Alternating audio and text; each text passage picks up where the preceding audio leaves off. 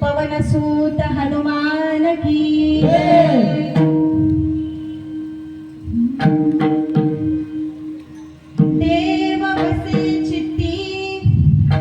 देव बसे चित्ती त्याची घडावी संगती ऐसे आवडते मना देवा पुरवावी वासना गणाधीश जोईश सर्व गुणांचा मुळारंभ आरंभ तो निर्गुणाचा नमो शारदा मूळ चत्वारी वाचा गमो पंथ अनंत या राघवाचा ब्रह्मानंदं परमसुखदं केवलं ज्ञानमूर्तिं द्वन्द्वातीतं गगनसदृशं तत्त्वमस्यादिलक्ष्यम् एकं नित्यं विमलमचलं सर्वधी साक्षिभूतं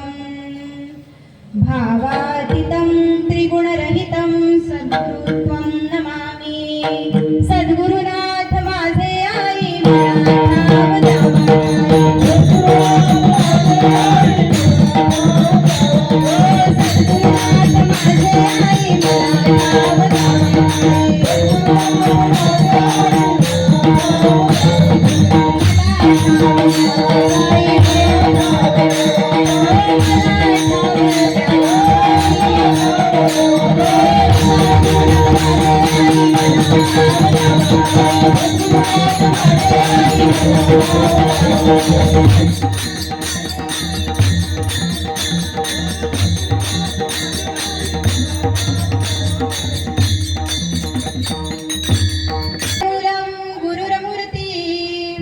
पूजामूलं गुरुर्पाद मंत्रमूलं गुरुर्वाक्य मुक्तिमूलं गुरुर्कृपा मुखं करोति वाचालं पंगुं लङ्घयते गिरिं यत्कृपातमहं वन्दे परमानन्दमाधवम् गुरुर्ब्रह्मा गुरुर्विष्णु गुरुर्देवो गुरु साक्षात परब्रह्म तस्मै श्री गुरुवे नमः श्री गुरु चरण प्रतापे पुण्य पापे जळाली त्रिभुवन समतीर्थे ज्ञान गंगे मिळाली शुभ शुभ पाहता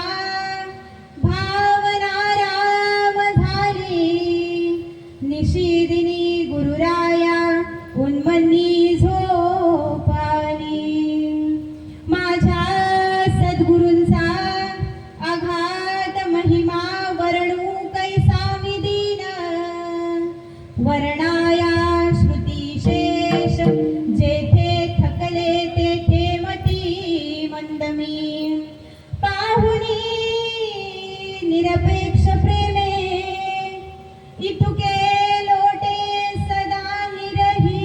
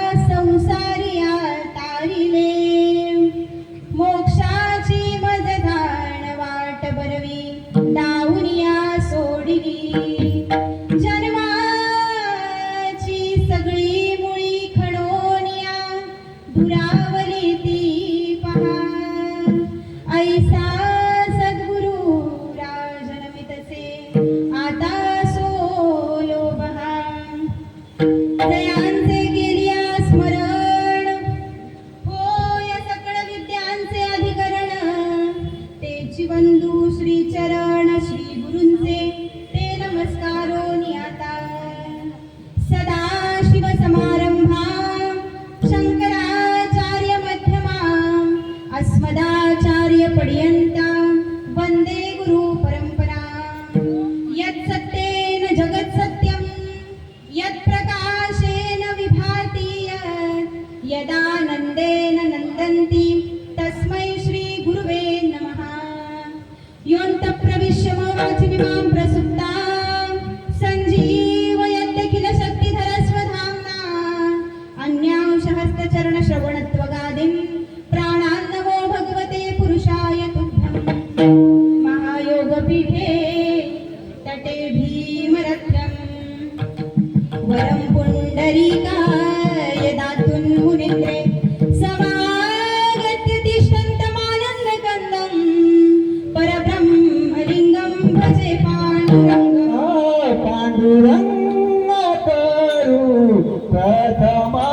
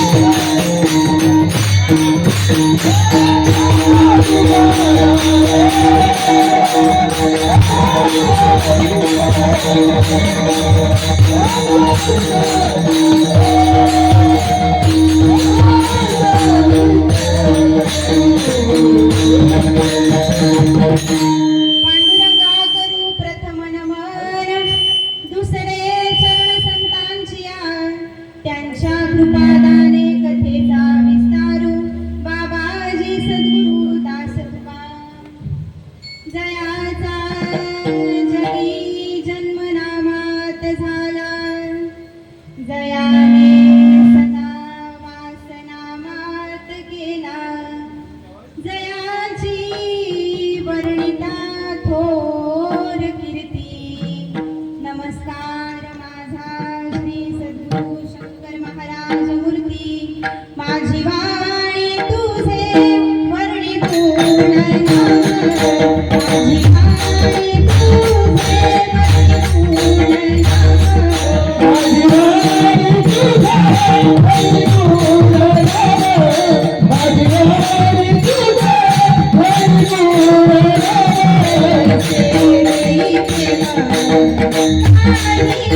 पूर्ण।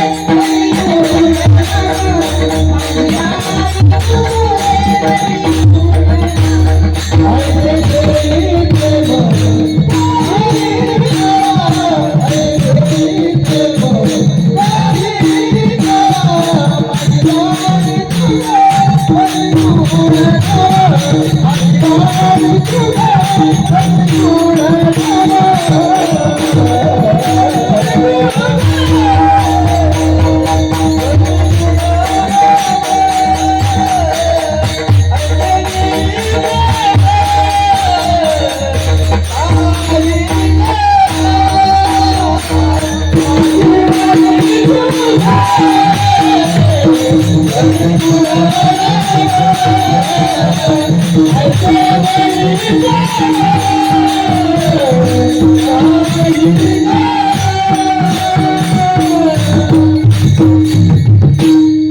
नमो रसाळ माऊली, तुझे कृपेची सावली वर्षावी मजवरी कीर्तन प्रसंगी शरण शरण हनुमंता, तुझा आलो मी रामदूता, काय त्या भक्तीच्या वाटा मज दावाव्या सुबठा. ये हंसावरती बसून शारदे, मयूरावरती बसून ये हंसावरती बसून शारदे,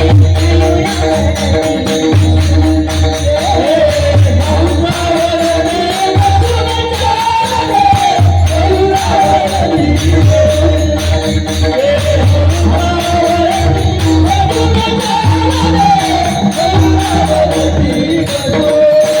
हाती घेऊन यावना, करी मंजूर गायना.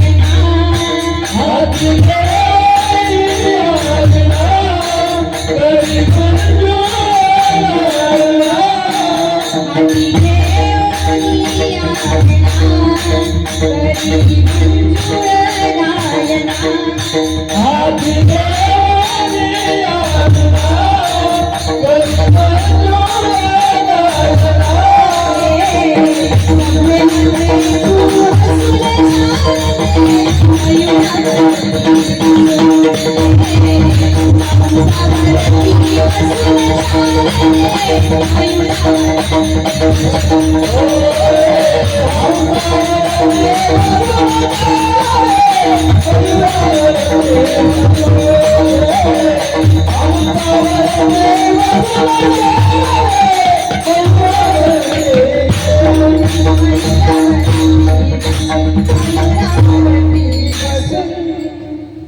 देव बसे चित्ती, त्याची घडावी संगती. ऐसे आवडते मना, देवा पुरवावी वासना. प्रस्तुत हरिकीर्तन रूपी सेवेसाठी घेतलेला अभंग हा वैराग्याचे मूर्तिमंत पुतळे, देहू क्षेत्र निवासी, जगद्गुरु जगद्वंदनीय आपले तुकोबराय यांचा 4 चरणांचा अतिशय उत्कृष्ट असा, सर्वसामान्य सर्वसाधारण जीवाला कळेल, रुचेल, पटेल अशा साध्या सोप्या भाषेतला आणि मागणीपर प्रकरणातला हा अभंग आहे. विठ्ठल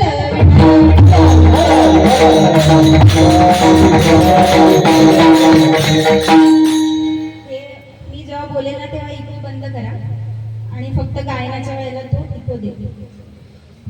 कोणत्याही कार्यक्रमाला सुरुवात करण्यापूर्वी त्या कार्यक्रमाचा थोडासा परिहार, अर्थात त्या कार्यक्रमाचा थोडक्यात म्हणजे अल्पशः परिचय करून देणं अत्यंत आवश्यक असतं. आणि या ठिकाणी या भव्यदिव्य अशा सोहळ्याचा, या महोत्सवाचा जर थोडक्यात परिचय करून द्यायचा झालाच तर श्री क्षेत्र नेरळ या ठिकाणी वारकरी संप्रदाय मंडळ नेरळ व परिसर यांच्या माध्यमातून अखंड नामयज्ञ सोहळा आणि त्याच निमित्ताने ग्रंथराज ज्ञानेश्वरी पारायण सोहळ्याचं आयोजन या ठिकाणी करण्यात आलेलं आहे. हे या सप्ताहाचं 27वे वर्ष आहे, म्हणजे त्रितपपूर्तीकडे आता या सप्ताहाची वाटचाल सुरू आहे. आदरणीय गुरुवर्य हरिभक्त पारायण श्री मारुती महाराज राणे यांच्या सद्विचारांची कास धरून यांच्याच मार्गदर्शनाखाली हा अखंड नामयज्ञ सोहळा आणि सामुदायिक ग्रंथराज ज्ञानेश्वरी सोहळा या ठिकाणी पार पडत आहे. खरं तर आजचे जे नियोजित कीर्तनकार होते ते परमश्री आदरणीय हरिभक्त पारायण गणेश महाराज चांदर, वारकरी शिक्षण संस्था धर्मशाळा देहू. महाराजांची प्रकृती खालावल्यामुळे किंवा प्रकृती बिघडल्यामुळे महाराज या ठिकाणी येऊ शकले नाहीत आणि त्याच निमित्ताने अचानक माझ्या ठिकाणी उपस्थापित झालेला हा कार्यक्रम आहे. अचानक या ठिकाणी मी तुमच्या समोर उभी आहे. खरं तर काल माझ्या घरी आमचे हरिभक्त पारायण श्री नागोशेठ गवळी बाबा, हरिभक्त पारायण ठुमके बाबा, तसेच हरिभक्त पारायण धर्मबुवा शिंगवे, हरिभक्त पारायण आपले गुरुवर्य शिवराम महाराज तुपे ही सगळी मंडळी आली त्यांनी सगळा प्रसंग मला सांगितला की बाबा अशी अशी परिस्थिती निर्माण झालेली आहे आणि अहो ही सगळी माझी आजोबांसारखी मंडळी आहेत. यांच्यासमोर मी प्रवचन करायला शिकले, यांच्यासमोर मी कीर्तन करायला शिकले आणि आज मी त्यांच्या समोर उभी आहे. खरं तर तुम्ही सगळेच मला बघताय, कारण लहानपणापासून मी इकडचीच आहे, परिसरामध्ये खेळलेली आहे, वाढलेली आहे, सगळेजण मला बघताय आणि त्याच निमित्ताने आज मी या ठिकाणी तुमच्या समोर उभी आहे. तसेच या ठिकाणी अतिशय प्रतिष्ठित अनुभवी मंडळी या ठिकाणी उपस्थित आहेत. खरं तर मला माझ्यासारख्या अतिशय प्रतिष्ठित कीर्तनकार देखील या ठिकाणी लाभलेले आहेत. गायक वृंद, पखवाज वादक, हरिभक्त पारायण आपले नितीन महाराज मसे, हरिभक्त पारायण आपले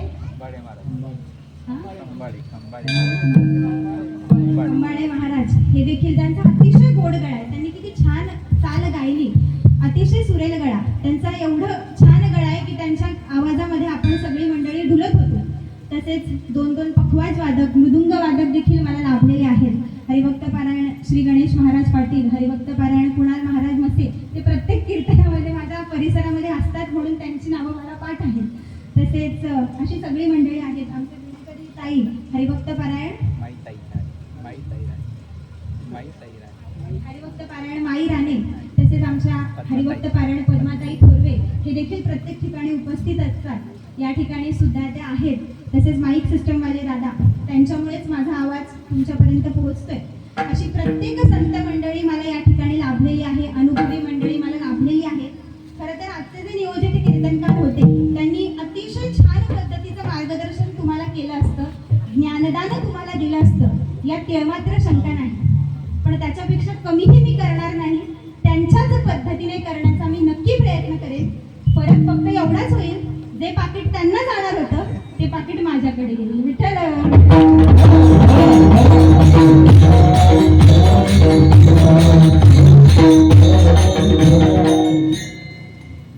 कसे मंडळी, ज्या अर्थी तुम्ही इथे आलाय, खरं तर आपल्याकडे मोजून 40 मिनिटं आहेत. 9ला कार्यक्रम संपायचा, 40 मिनिटं आहेत. जसं होईल तसं धावत्या पद्धतीने घेण्याचा मी प्रयत्न करेन. कसे, ज्या अर्थी तुम्ही इथे आलाय, इथे म्हणजे कुठं तर कीर्तनामध्ये, या सभा मंडपामध्ये, या धर्म मंडपामध्ये या ठिकाणी तुम्ही बसलेला आहात.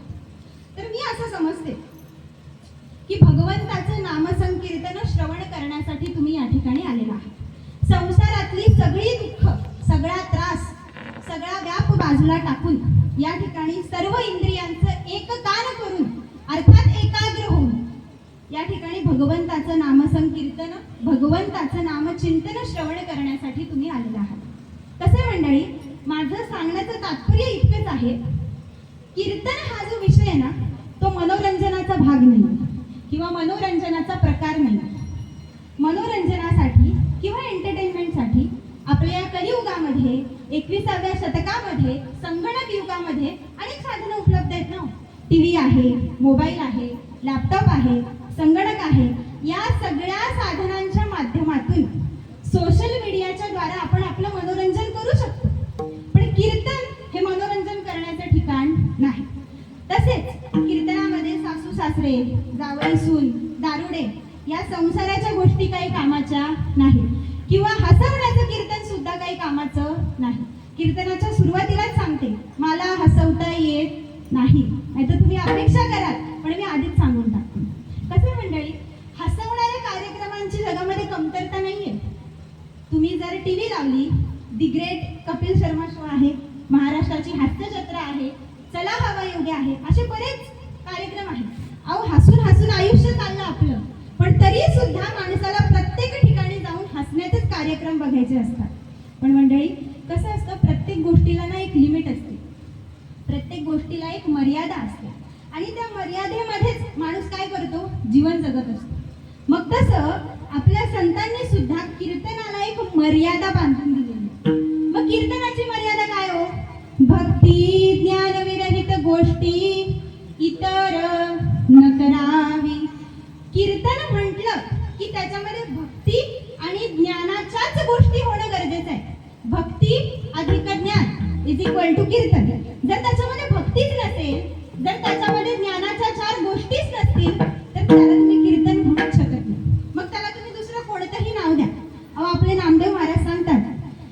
नाचू कीर्तनाचे रंगी, नाचू कीर्तनाचे रंगी, नाचू कीर्तनाचे रंगी. हो नाचू कीर्तनाचे रंगी, नाचू कीर्तनाचे रंगी. नाचू कीर्तनाचे रंगी, नाचू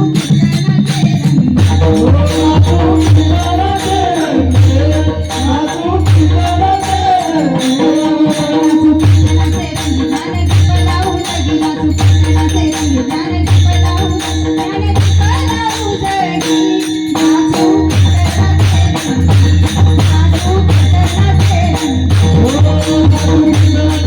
नाचू कीर्तनाचे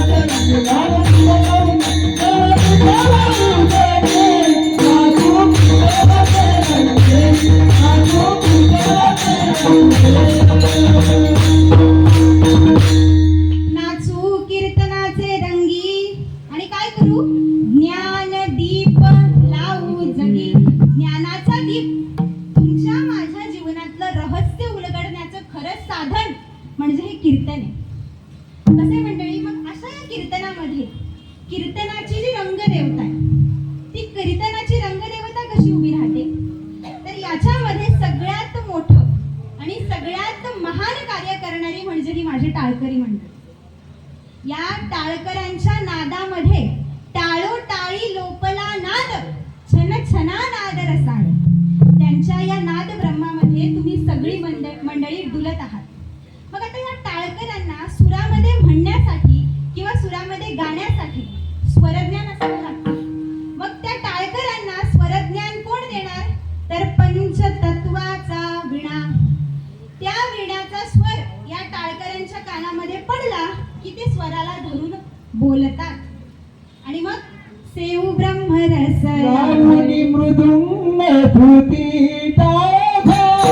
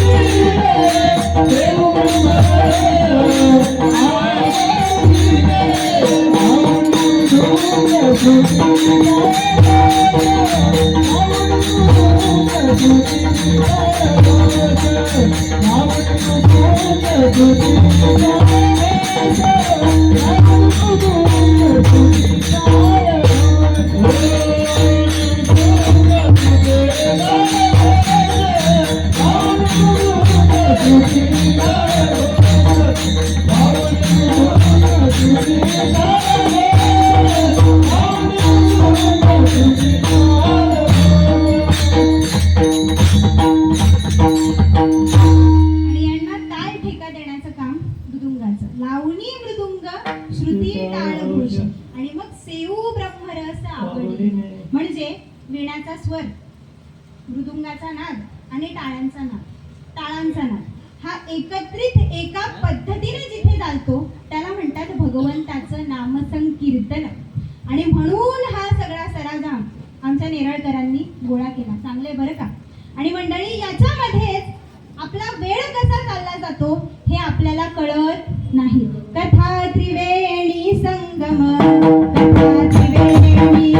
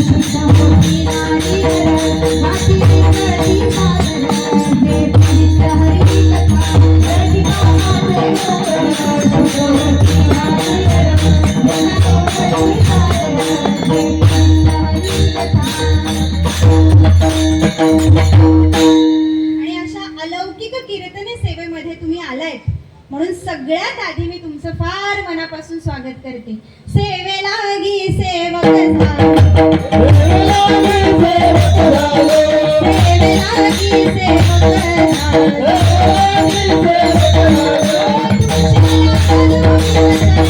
तुमच्या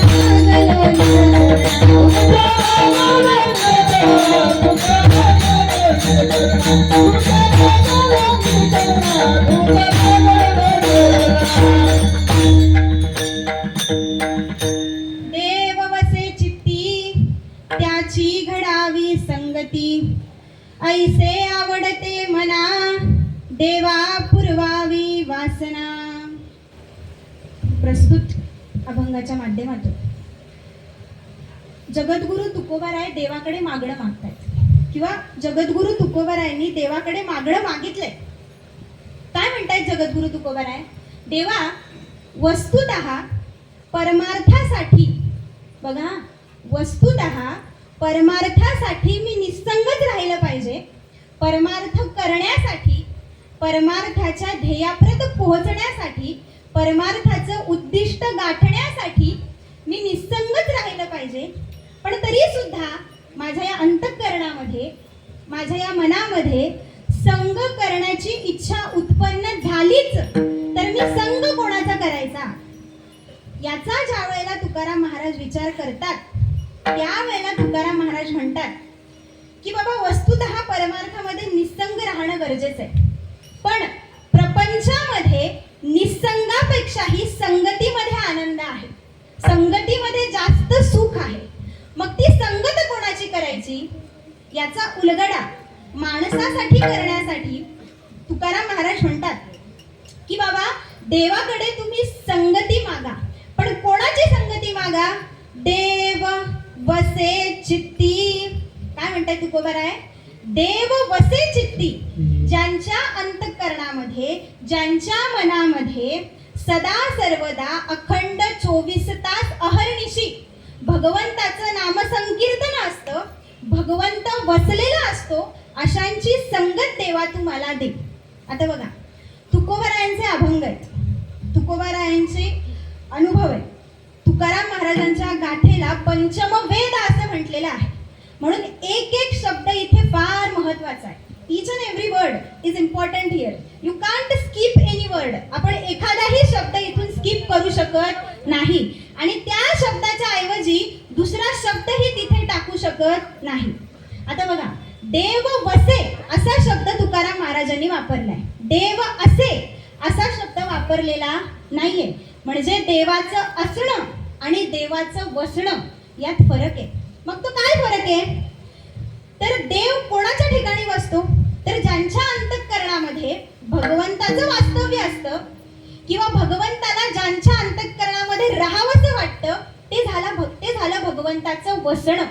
मग भगवंत असतो कोणाच्या ठिकाणी? तर बाबा, जगाचा कारभार चालवायचा आहे म्हणून सगळ्या ठिकाणी मला माझा अंश द्यावा लागेल, मग ते झालं भगवंताचं असणं. आता कळलं भगवंताचं असणं आणि भगवंताचं वसणं. मग देव तुकोबारायांना म्हणतो, तुकोबाराया, मग अशा संतांची संगती घडावी, अशा सज्जनांची संगती घडावी असं तुम्हाला काय वाटतंय हो? तर तुकोबाराय म्हणतात, ऐसे आवडते मना.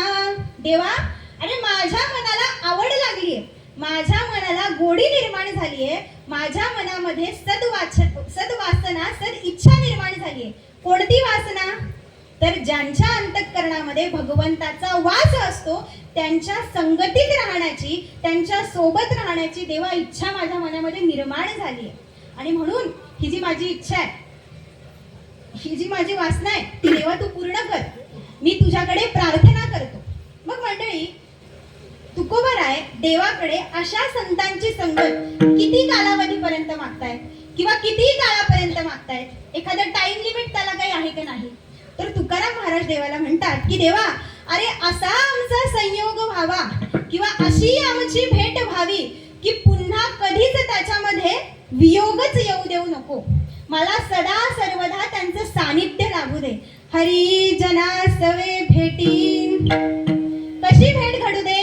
नहो अंग संग तुटी, अशी गाठभेट होऊ दे की पुन्हा कधीच आमची ताटातूट तू होऊ देऊ नकोस. मग तुकोबाराय देवाला हे सगळं सांगतायत. मग देवाला प्रश्न पडतो की तुकोबराया, अशा संतांची संगत प्राप्त करण्यासाठी, अशा संतांचा संग लाभण्यासाठी तुम्ही पृथ्वी तलावरती जन्माला येण्याला तयार झाला, या संसारातलं दुःख भोगायला तयार झाला. मुळात संसार कसा आहे? दुःखमुळे अपूर्णाचा बाजार आहे, आपल्या सगळ्यांना माहिती आहे, ते एक्सप्लेन करायची काही गरज नाही. मग देव तुकोबारायांना म्हणाले, मग या संसारातलं दुःख भोगायला तुम्ही कसे तयार झालात? संसारातलं दुःख तुम्हाला अडचणीत टाकणार नाही का? तर तुकाराम महाराज देवाला म्हणाले, देवा, संसार दुःखामुळे मला मान्य आहे, पण अरे या संसार प्रपंचामध्ये परमानंदित करणारी माझी संत मंडळी आहेत, आणि अशा या संत मंडळींचा सहवास जर या तुकोबाला लाभत असेल ना देवा, तर अरे याच्यासाठी मी गर्भवासाचं दुःख भोगायला सुद्धा तयार आहे, असं तुकोबराय म्हणतात. तुका म्हणे जिणे, मी जगायला तयार आहे, पण कोणतं जीवन जगायला तयार आहे? तर भले संत संगष्टणे. काय म्हणतात ते? भले म्हणजे जीवन जगणं चांगलं आहे, पण तेव्हा कोणतं जीवन भलं आहे? तर संत संगष्टणे. बघा कोणता शब्द वापरलाय? संगष्टणे. कदाचित या शब्दाचा लवकर अर्थ कळणार नाही, पण गावच्या भाषेमध्ये हा शब्द आहे बघा, पण तो कदाचित अभंगामध्ये त्याचा वापर केल्यामुळे आपल्याला लवकर अर्थ लागत नाही. बघा पूर्वीच्या काळची मुलं म्हणायची की माझी आणि त्याची चांगली घष्टण आहे, म्हणजे माझी आणि त्याची चांगली मैत्री आहे, माझी आणि त्याची चांगली दोस्ती आहे, किंवा माझा आणि त्याचा चांगला संबंध आहे. मग देवा संतांची आणि माझी घष्टण आहे. मग नुसतं घष्टण नाही म्हटलंय, तर संघष्टणे असं म्हटलेलं आहे. मग सौ हा काय आहे? तर उपसर्ग आहे. मग तो उपसर्ग काय दर्शवतो? तर चांगलेपणा, अत्याधिक उत्कृष्टपणा. मग देवा असा संतांचा सहवास मला लाभला, त्यांची आणि माझी चांगली गट्टी झाली, तर देवा त्यांच्या सोबत जगण्यात भलं आहे, म्हणून तू मला काय दे? तर त्यांची संगती दे, अशी मी तुझ्याकडे मागणी करतो. हा झाला अभंगाचा सरळ सरळ भावार्थ. विठ्ठल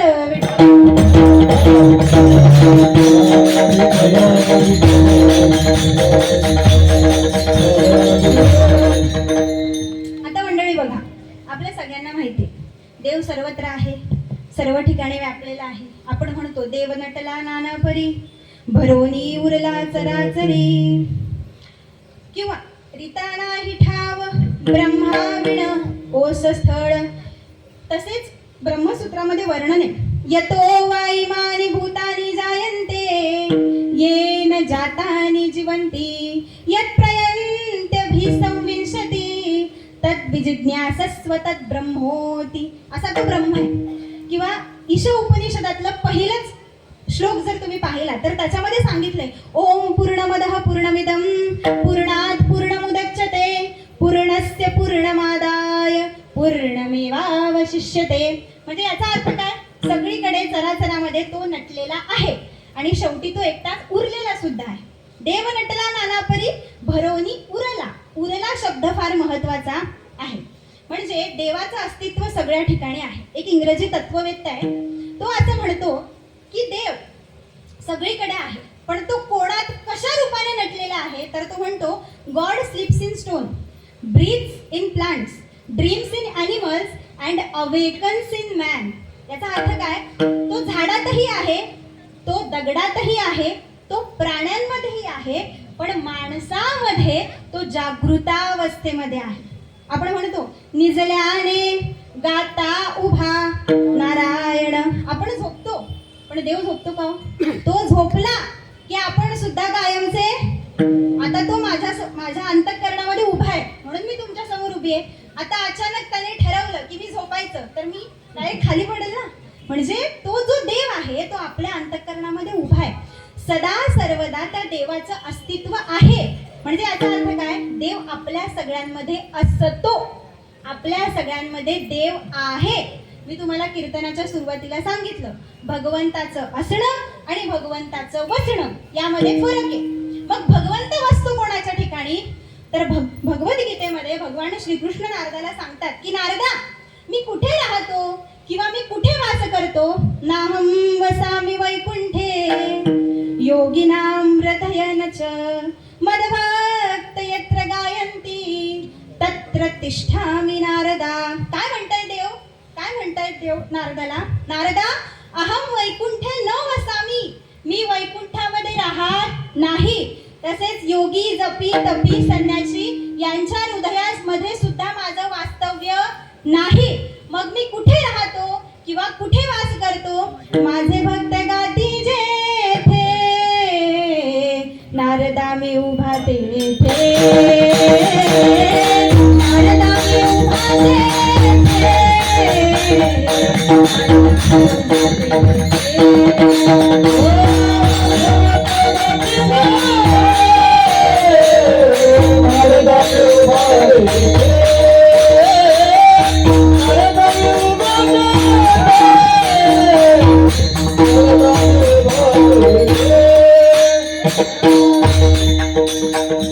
माझे भक्त गाती जेथे, नारदा मी उभा तेथे. काय म्हणताय? माझे भक्त जिथे वास करतात त्या ठिकाणी मी नारदा असतो, त्या ठिकाणी माझा वास असतो. मग आता तुम्ही म्हणाल किंवा तुम्हा सगळ्यांच्या मनामध्ये एक प्रश्न निर्माण झाला असेल, तो देव वसतो कोणाच्या ठिकाणी? तर संत महात्मे समर्थ सद्गुरू कसं मंडळी साधं सोपं आणि सरळ कोड आहे. उलगडलं ना तर आयुष्याचं भलं आहे, आणि जर नाही उलगडलं मरून जाऊ आपण, पण त्या जगण्याला काही अर्थ राहणार नाही. कारण तो जो देव आहे तो संतांना शरण गेल्याशिवाय आपल्याला कळणारा नाहीये, कारण त्यांच्या ठिकाणी भगवंताचं वास्तव्य आहे. मग तो देव आपल्या ठिकाणी नाही का? तो देव आपल्यामध्ये सुद्धा आहे, पण त्याच्या ठिकाणी विशेष रूपाने तो नटलेला आहे. आपण म्हणतो ना, जेथे दिसतो विशेष गुण ते जाणावे सद्गुरूंचे अधिष्ठान. मग या कारणे तयासी नमन अत्यादरे करावे. म्हणून त्यांचा संग प्राप्त होणं, त्यांचा संग लाभणं फार गरजेचं आहे. कारण संतांनी काय केलंय? देवाला परिपूर्ण पद्धतीने ओळखून घेतलंय. त्या भगवंताचा साक्षात्कार संतांना झालेला आहे. मग कसा साक्षात्कार झालाय? वामसव्य दोहीकडे दिसे देवाचे रूपडे, खाली पाहे अथवा वरी जिकडे पाहावे तिकडे हरी. डोळे झाकून या पाहे पुढे गोपाळ उभा आहे, अणुरेणू चक्र पाणी खूण झाली दासी जणी. मग हा सगळा अनुभव संतांना आलेला आहे. मग हा सगळा अनुभव ते कोणाला देतात? तर त्यांच्या सोबत असणाऱ्या, त्यांच्या संगात असणाऱ्या गुरु भक्ताला ते देतात. अनुभव आले अंगा जगा देत असे. म्हणजे बघा, experience is the most important thing. अनुभव किती महत्वाचा आहे. तुम्ही व्यवहारातही घ्या. एखाद्या जॉबसाठी तुम्ही अप्लाय केलं, तुमचा रिझ्यूम मागतात ते लोक. त्या रिझ्यूम मध्ये एक्सपिरियन्स नावाचा सेक्शन असतो. त्या एक्सपिरियन्स मध्ये 1, 2, 3 किती वर्ष टाकायचे तुम्हाला टाका. त्या एक्सपिरियन्स नुसार आपल्या सॅलरीचं पॅकेज ठरत असतं. आणि जर आपण फ्रेशर असू तर मग आपल्याला पाहिजे तशी सॅलरी काही मिळत नाही. म्हणजे अनुभव किती महत्वाचा आहे. मग तो अनुभव कोणाजवळ आहे? तर तो अनुभव संतांजवळ आहे. म्हणून तुकाराम महाराज देवाला काय म्हणतायत की बाबा मला संतांचा संग दे, मला संतांच्या सहवासात तू ठेव. कारण त्यांच्या संगात गेल्याने काय होईल? माझ्या सगळ्या दुःखांचा नाश होईल. ही एकच मागणी माझी आहे. अभंगाचं पहिलं चरण. ओ देव वसे चित्ती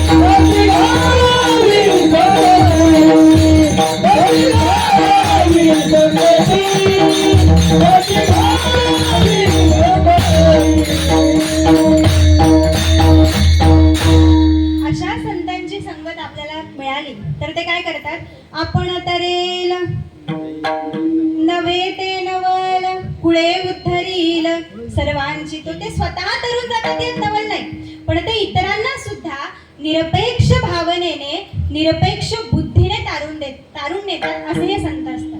त्यांचं मन अगदी स्वच्छ, सुंदर आणि पवित्र असतं. गंगा कशी पवित्र असते तसं त्यांचं मन असतं. जैसी गंगा वाहे तैसे त्याचे मन, भगवंत जाण दया जवळी. जैसी गंगा वाहे तैसे त्याचे मन, भगवंत जाण तया जवळी. अरे तया जवळी देव, भक्ती भावे उभा, स्वानंदाचा गाभा फक्त तयाच दिसे बरं का, त्याच्याशिवाय दुसऱ्या कोणाला दिसत नाही.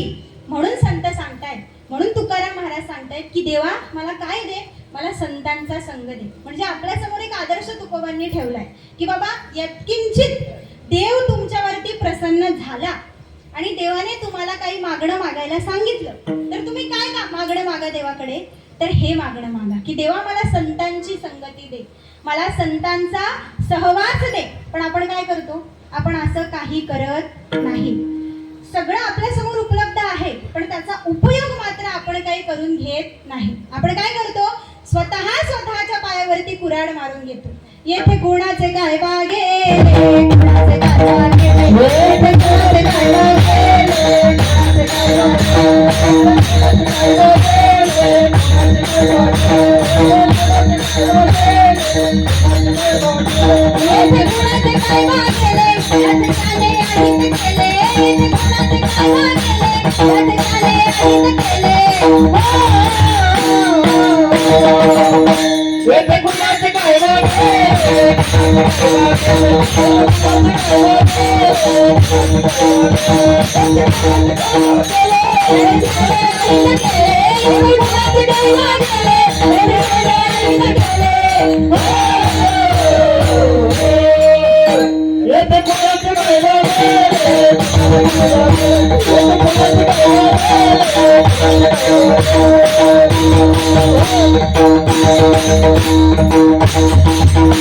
म्हणून काही करू नका. काय करा, गुरुचरणी ठेविता भाव, गुरुचरणी ठेविता भाव.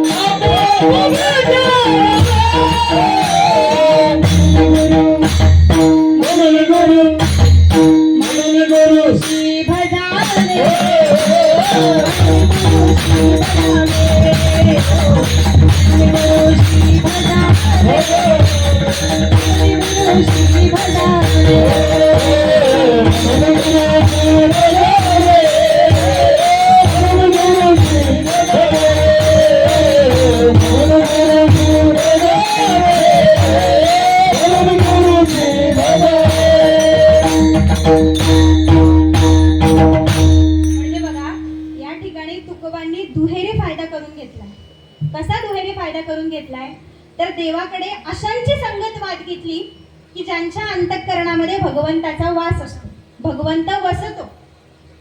आणि अहो देवाला सुद्धा तेच आवडतं. कारण आपण म्हणतो संत सचेतन माझे मूर्ती, दृढ भावे केली त्यांची भक्ती, ते मज निश्चिंती पावती गा. किती मार्मिक ओवी आहे, पण आपल्या अर्थाकडे काही लक्ष जात नाही.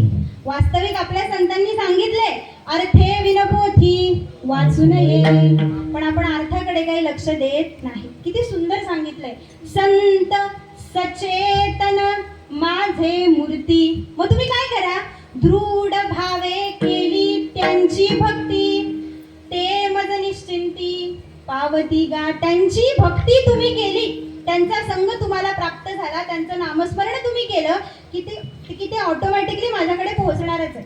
म्हणजे याचा अर्थ काय, देव आणि संत हे वेगवेगळे नाहीये. देवते संत, देवते संत निमित्त त्या प्रतिमा. बघा ब्रह्मसूत्रामध्ये वर्णन आहे, अविभागेन दृष्टत्वात. म्हणजे दिसायला दोघं वेगवेगळे आहेत, दिसायला देव वेगळा आहे, दिसायला संत वेगळे आहेत, पण वस्तुतः दोघांमध्ये अहो भेदच नाहीये.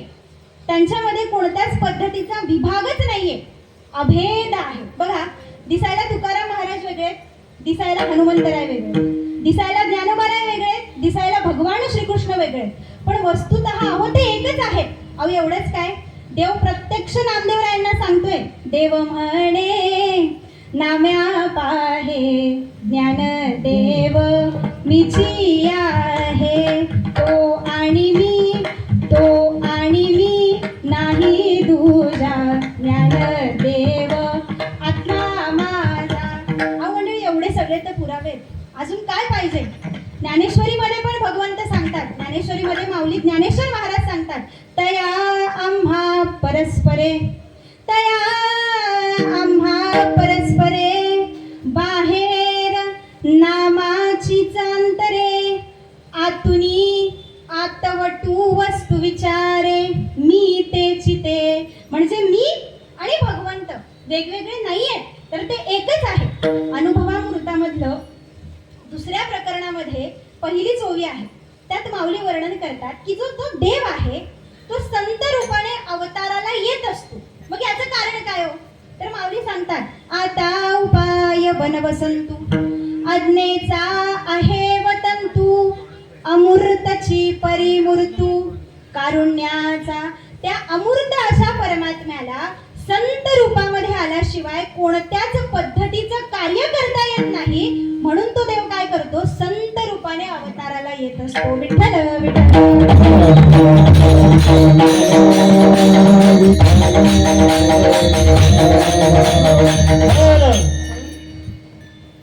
म्हणून मंडळी, संतांचा संग फार महत्वाचा आहे. तुम्ही संतांची पूजा करताय ना, ती ऑटोमॅटिकली देवापर्यंत पोहोचतच असते, म्हणून संत फार महत्वाचे आहे. मग आता ते संत लाभणं किंवा संत भेटणं, संतांची आणि आपली गाठभेट होणं फार दुर्मिळ गोष्ट आहे, फार म्हणजे फारच दुर्मिळ गोष्ट आहे. चंद्रामृत सुखे सेववेल, असता जाता रवी धरवील, बाह्य हेळा सागर तरेल, परी त्या साधूची भेटी न होय. काय म्हणतात ते? एक वेळ आपल्याला चंद्रामृत प्राप्त होईल, पांगळा मनुष्य समुद्र पोहून जाईल, मावळतीला जाणारा सूर्य सुद्धा आपल्या हातामध्ये आपल्याला धरता येईल, पण त्या खऱ्या साधूची, खऱ्या संतांची भेट होणं फार अवघड आहे, फार दुर्मिळ आहे. म्हणून अशा संतांना लवकरात लवकर हेरा, त्यांची प्राप्ती करून घ्या. भागवतामध्ये भगवंत सांगतात, नयमयानी तीर्थानी न देवा मृच्छिला मया, ते पुनंत्युरुकालेन दर्शना देव साधवः, भवद्विता भागवता तीर्थभूता स्वयं विभो, तीर्थी कुर्वन्ति तीर्थानि अच्युतास्तु सदा त्वयि. काय म्हणतात ते? त्यांचा संग लाभणं फार दुर्मिळ, पण एकदा का त्यांचा संग आपल्याला प्राप्त झाला ना, तर इतकं प्रेम ते आपल्यावरती करतात की त्या प्रेमाचं वर्णन सुद्धा आपण करू शकत नाही. अहो त्या ठिकाणी आपण कृतज्ञताच व्यक्त करू शकत नाही, इतकं अलौकिक प्रेम ते आपल्यावरती करत असतात. त्या ठिकाणी कोणत्याच पद्धतीची सौदेबाजी नसते. आत्ताच्या भाषेत सांगायला गेलं तर बार्टर सिस्टम नसते, एक हातचे लो आणि एक हातचे दो, असं त्या ठिकाणी काहीही नसतं. असं निरपेक्ष भावनेचं प्रेम संत आपल्यावरती करत असतात. ते आपल्याला दान द्यायला बसलेले नसतात. संत उदार उदार भरले अनंत भंडार, घातले दुकान देती आली आसी दान, संत सज्जनी मांडिले दुकान, सज्जनी मांडिले दुकान,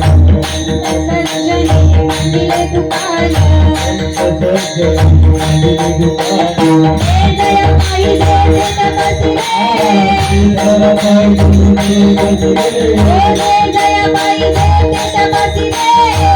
Oh,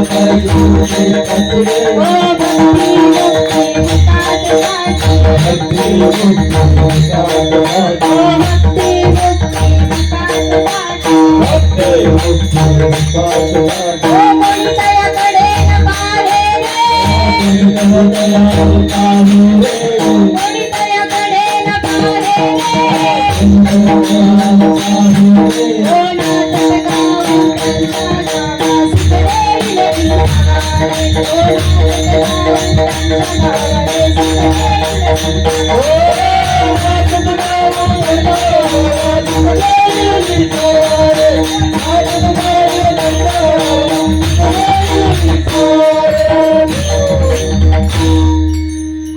या दानाला अनुसरूनच किंवा या संतांच्या प्रेमाला अनुसरूनच मला एक फार छान प्रसंग आठवतोय. तसं माझ्या कीर्तनामध्ये मी गोष्टी सांगत नाही, मला सांगायला आवडत नाही आणि अजूनपर्यंत मी एकदाही सांगितलेली नाही. पण हा जो छोटासाच प्रसंग आहे पण इतका मनाला भावणार आहे, म्हणजे जेव्हा मी पहिल्यांदा वाचलं ना, तुम्ही जर अगदी आतून त्याला फील करणार ना तर तुमच्या डोळ्यांमध्ये अश्रू येतील. इतका छान प्रसंग आहे. एकदा रामकृष्ण परमहंस आणि स्वामी विवेकानंद, म्हणजे विवेकानंदांचे गुरु कोण तर रामकृष्ण परमहंस. विवेकानंदांच्या जीवनामध्ये असाच एक प्रसंग घडला की त्यांच्या जीवनामध्ये, त्यांच्या घरामध्ये त्यांना एक वेळचं खायला अन्न सुद्धा नव्हतं. एवढी विचित्र परिस्थिती, एवढी भयावह परिस्थिती त्यांच्या जीवनामध्ये होती. मग ही सगळी परिस्थिती रामकृष्ण परमहंसांना कळली. रामकृष्णांनी काय केलं, त्यावेळेच्या एका धनाढ्य व्यक्तीला विवेकानंदांची आर्थिक मदत करायला सांगितली. आणि ही गोष्ट विवेकानंदांना समजली. विवेकानंद नाराज झाले आणि विवेकानंदांनी रामकृष्णांना प्रश्न विचारला, अहो महाराज, माझ्या व्यक्तिगत गोष्टींविषयी, माझ्या पर्सनल प्रॉब्लेम्स विषयी तुम्ही लोकांना का सांगताय? त्यावेळेला मंडळी रामकृष्णांनी फार गोड उत्तर दिलं. रामकृष्ण त्यांना म्हणाले, अरे माझ्या मुला, तुझ्यासाठी मी हातात झोळी घेऊन दारोदार भिक्षा सुद्धा मागू शकतो. मंडळी, याला म्हणतात संतांचं प्रेम. या प्रेमाला कधीच कोणत्या प्रकारचं लिमिटच नसतं. असं अनलिमिटेड प्रेम ते आपल्यावरती करत असतात. पण त्या ठिकाणी आपण संपूर्ण विश्वास ठेवला पाहिजे. विश्वास तो करी स्वामीवरी सत्ता, आपण शंकासूर होऊन चालणार नाही. नाहीतर असं नको व्हायला बरं का. साधूचा कमंडलू चारी धाम फिरून आला तरी कडू तो कडूच. त्यांचा आशीर्वाद ग्रहण करण्याचा उन्मुख असा भाव आपला पाहिजे. आपण शंकासूर होऊन चालणार नाही. कोणत्याही रिलेशन मध्ये, व्यवहारातलं घ्या, परमार्थातलं घ्या, शंका आली ना मंडळी, ती शंका जाळून सगळं भस्म करून टाकते, राख करून टाकते. म्हणून शंकेला परमार्थामध्ये प्राधान्य नाही. विठ्ठल विठ्ठल.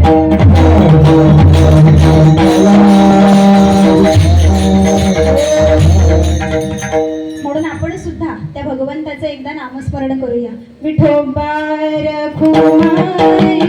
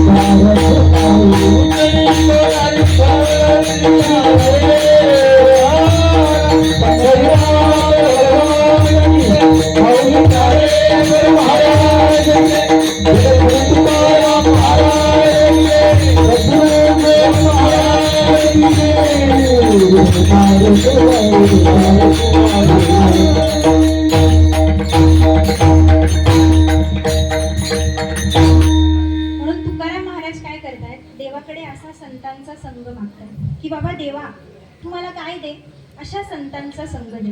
कारण अरे माझ्या मनामध्ये ना ती गोडी निर्माण झाली, माझ्या मनाला ती आवड लागली आहे त्यांचा सहवास प्राप्त करण्याची. अभंगाचं दुसरं चरण.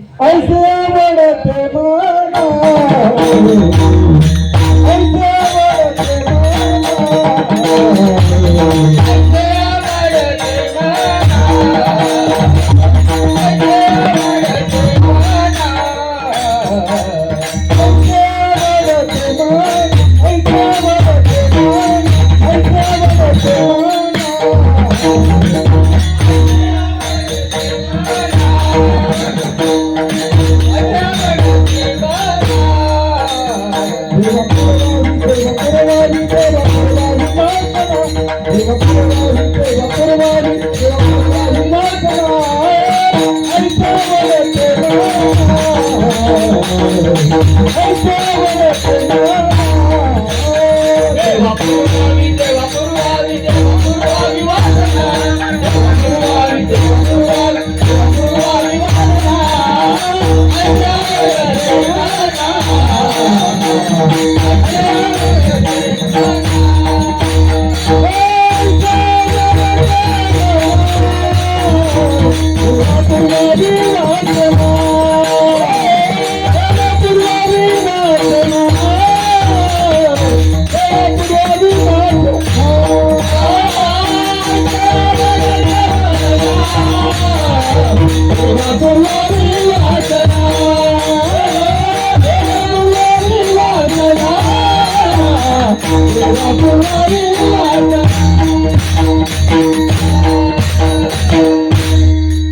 ऐसे आवडते मना देवा पुरवावी वासना.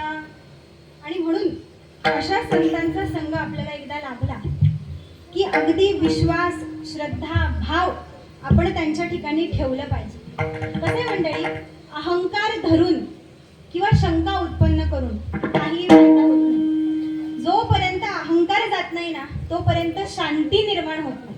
आणि एकदा का आपल्या अंतःकरणामध्ये शांती निर्माण झाली की त्या भगवान परमात्म्याचं स्वरूप आपल्या डोळ्यासमोर प्रगट होतं. आता भगवंताचं स्वरूप कसं आहे, गुह्यही आहे आणि प्रगटही आहे. माऊलींच्या आरतीमध्ये आपण म्हणतो, प्रगट गुह्य बोले विश्वब्रह्माची केले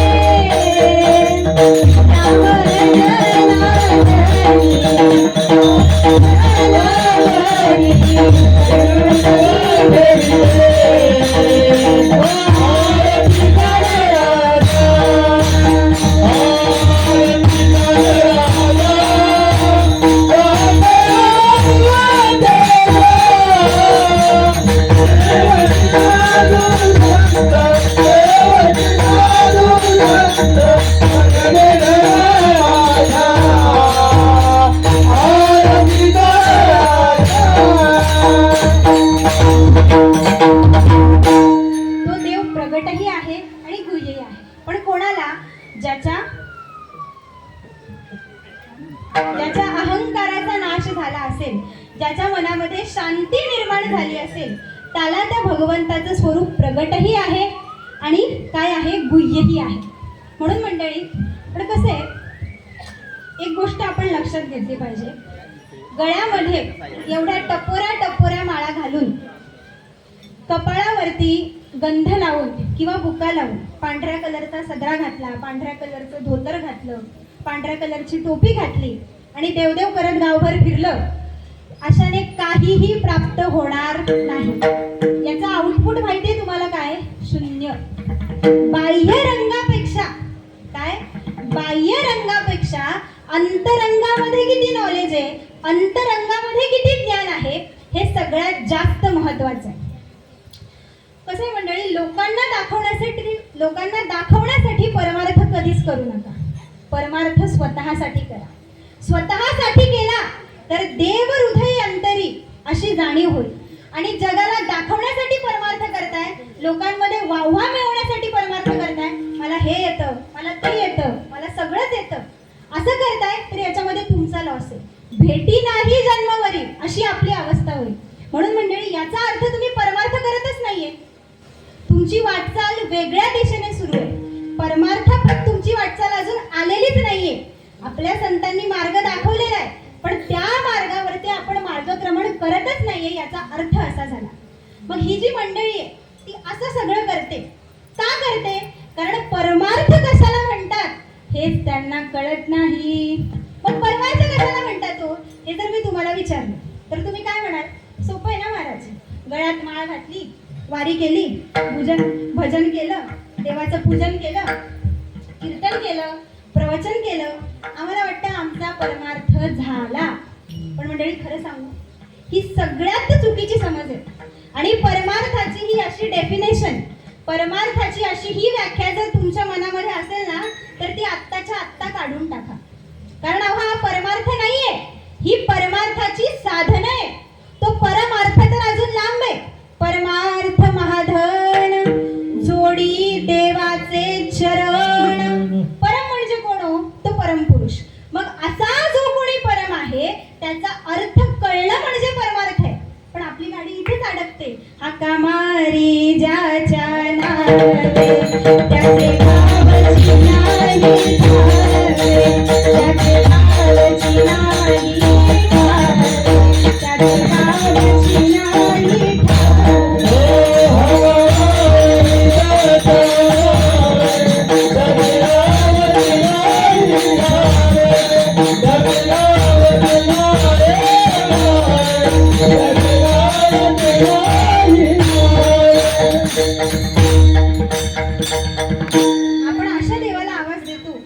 नावाचा, ज्याच्या नावाचा आपल्याला पत्ताच माहिती नसतो आणि आपण म्हणतो आम्ही परमार्थ करतोय.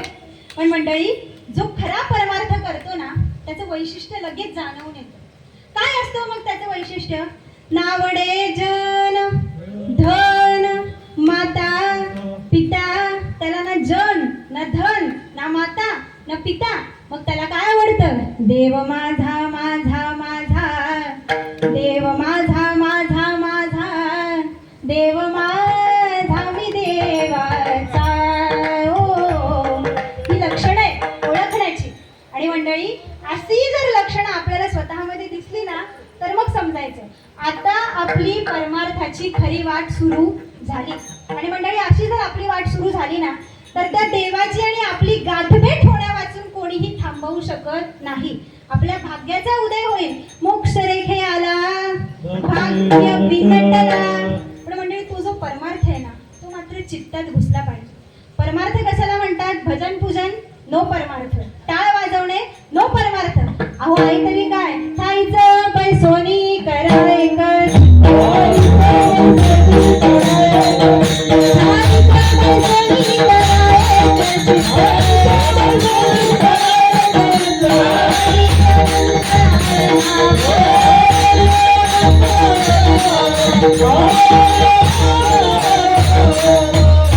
काय सांगितलं त्यांनी?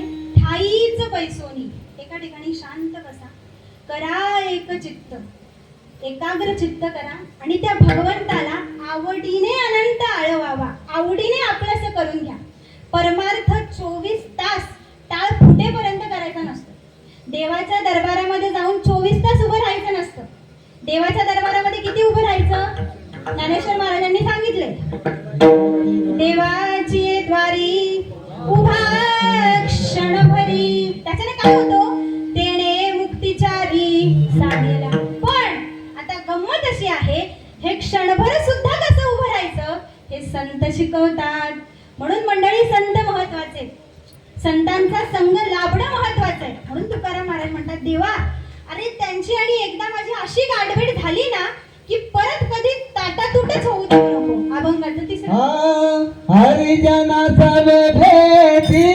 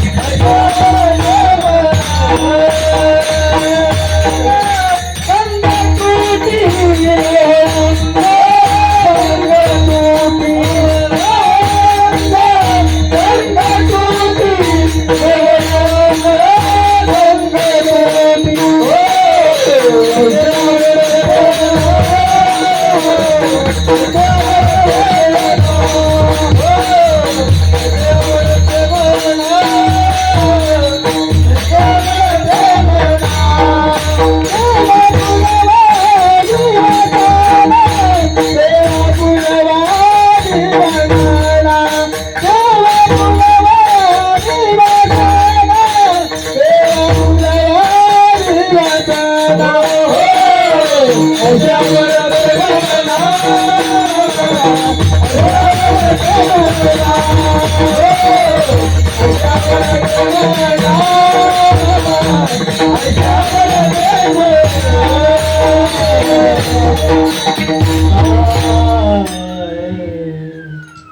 आहे मंडळी, हा संसार आहे ना, तो दुःखमूळ अपूर्णाचा बाजार आहे.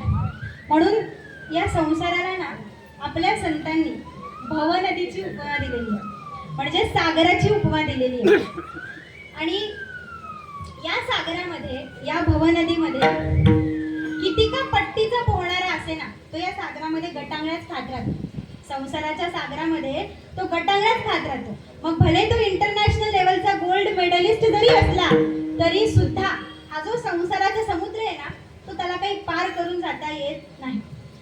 मग तो काय करतो, त्याच ठिकाणी गटांगळ्या खात राहतो. म्हणून आपले संत सांगतात, भव नदीचे पाणी रे गड्या मोठे ओढीते, भव नदीचे पाणी रे गड्या मोठे ओढीते, भल्या भल्या पोहणाऱ्यांना भल्या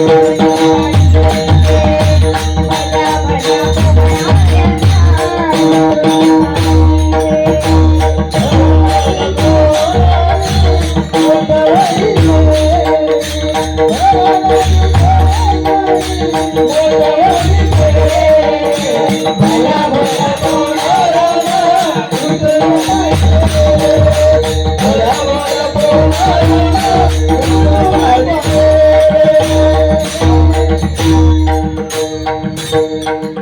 भले भले लोक या संसाराच्या सागरामध्ये गटांगळ्या खात राहतात. म्हणून आपले संत काय सांगतायत, उलट उलट माघाऱ्या प्राण्या फिर गोते खाशी, भरला पूर मायेचा लोंढा वाहून या जाशी. पुढे मायेचा फार मोठा लोंढा आहे आणि या मायेच्या लोंढ्यामध्ये तू एवढा विचित्र पद्धतीने वाहून जाशील ना की तुला परत काही मागं फिरता येणार नाही. म्हणून आपले संत आपल्याला सांगतायत, हे जरी न ऐकालं तरी दुसरा येईल, हे जरी न ऐकालं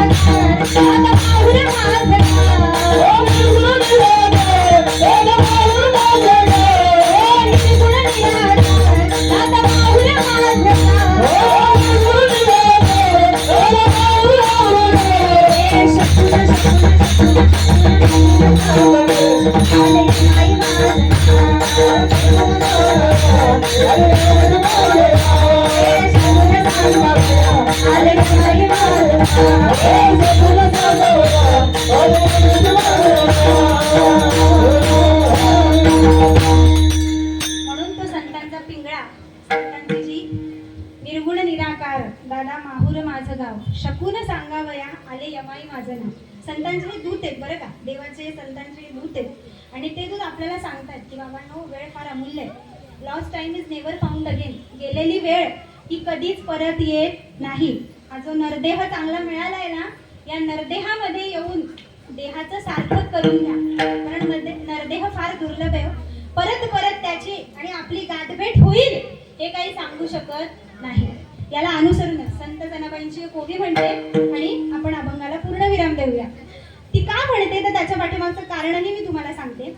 त्या संतांच्या पिंगळ्याचं आपण ऐकलं नाही, संतांनी सांगितलं त्या पद्धतीचं आपण आचरण केलं नाही, तर काय करावं लागतं? या 84 लक्ष योनीच्या चक्रामध्ये आपल्याला गोल गोल गोल गोल फिरावं लागतं. पुनरपि जननम पुनरपि मरणम पुनरपि जननी जठरी शयनम, सारखं सारखं जन्माला यावं लागतं. मग जनाबाई याचं फार सुंदर वर्णन करते. ती म्हणते, सुंदर माझे जाते ग फिरते बहुतेके, ओव्या गाऊ कौतुके तू ये रे बा विठ्ठला, ओव्या गाऊ कौतुके तू ये रे बा विठ्ठला. हो, आता महिला मंडळ भरपूर दिसते, त्यांचा एकदा आवाज ऐकून घेऊया. आता माझ्या पाठीमागे म्हणा, ठीक आहे? सुंदर माझे जाते ग फिरते बहुतेके, परत एकदा, सुंदर माझे जाते ग फिरते बहुतेके, हो ओव्या गाऊ कौतुके तू ये रे बा विठ्ठला, तू ये रे बा विठ्ठला, तू ये रे बा विठ्ठला, हो तू ये रे बा विठ्ठला.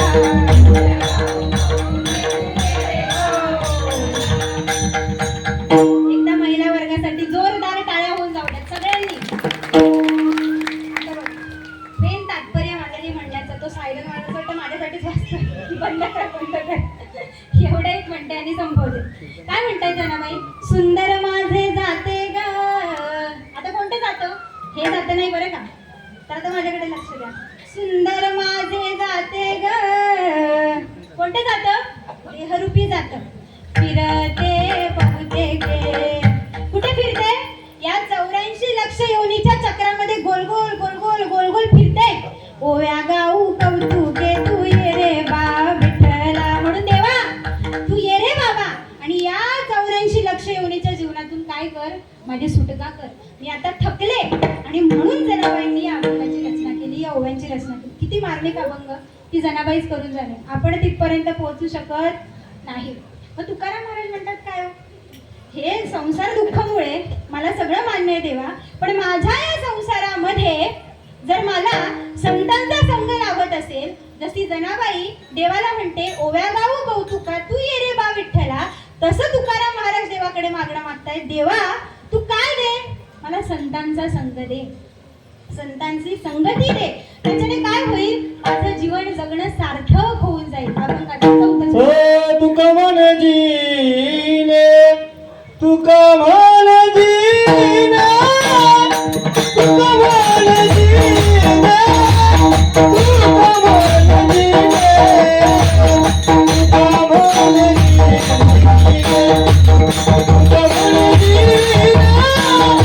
तुका मन जीने, तुका मन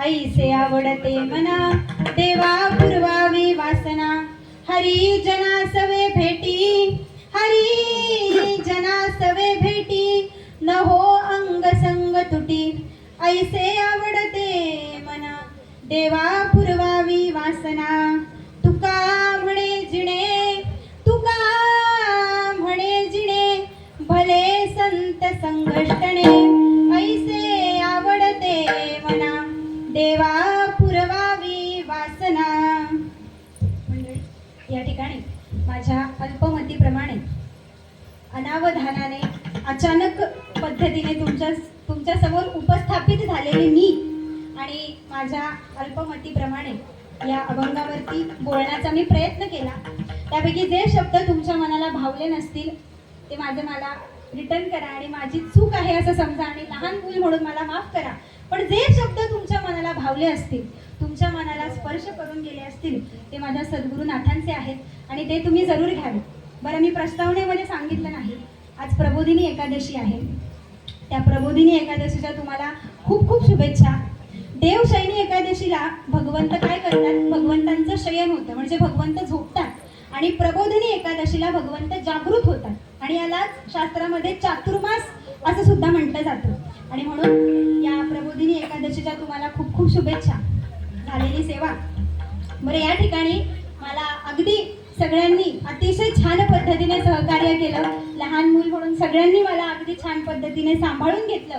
त्यामुळे मी तुमच्या सगळ्यांचे आभार व्यक्त करते. सगळे त्याच्यामध्ये सगळे बरं का, माईक सिस्टमवाले, गायक वृंद, पखवाज वादक सगळ्यांचे खूप खूप आभार व्यक्त करते. श्रोतृ मंडळी, खरं तर तुम्ही आहात म्हणून मी आहे, माझ्या वाणीला धार आहे. तुम्ही जर नसाल तर माझा बडबड करून काय फायदा आहे का? कारण वक्ता तो वक्ता नव्हे श्रोते निवीन. म्हणून श्रोतृ मंडळी, तुम्ही सुद्धा फार एककाने करून माझं भगवंताचं नामसंकीर्तन ऐकलं, त्यामुळे तुमचे सुद्धा आभार. आणि काय तुमचे, मला असं वाटतं मी 18 मिनिटं एक्स्ट्रा घेतली. 18 नाही 14च मिनिटं वाटतं, 14च मिनिटं एक्स्ट्रा घेतली. त्याबद्दल तुमच्या सगळ्यांची मी माफी मागते. आणि झालेली सेवा माझ्या समर्थ सद्गुरुनाथांच्या चरणी, हनुमंतरायांच्या चरणी अर्पण करते आणि सेवेला या ठिकाणी पूर्णविराम देते. ज्ञानेश्वर